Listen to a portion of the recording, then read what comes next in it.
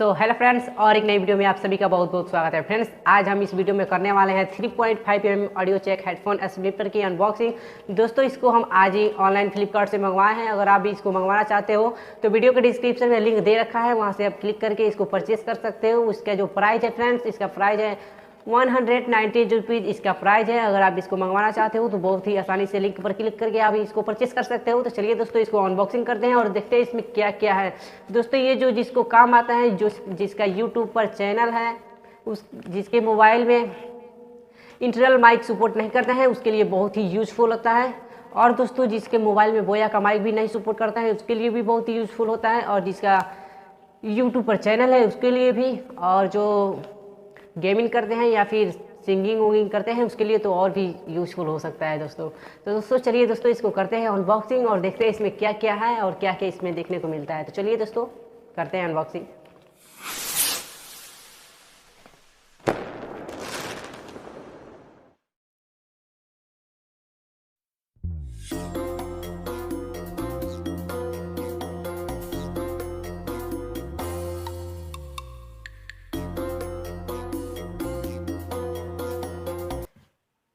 तो फ्रेंड्स, हम इसको फाइनली अनबॉक्सिंग कर चुके हैं और देखते हैं हमारा जो इंटरनल माइक्रोफोन स्प्लिटर है वो कहाँ पर है। तो चलिए दोस्तों, इसको हम निकालते हैं।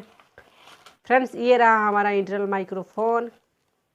तो दोस्तों चलिए, इसको हम पॉकेट से भी बाहर निकाल देते हैं।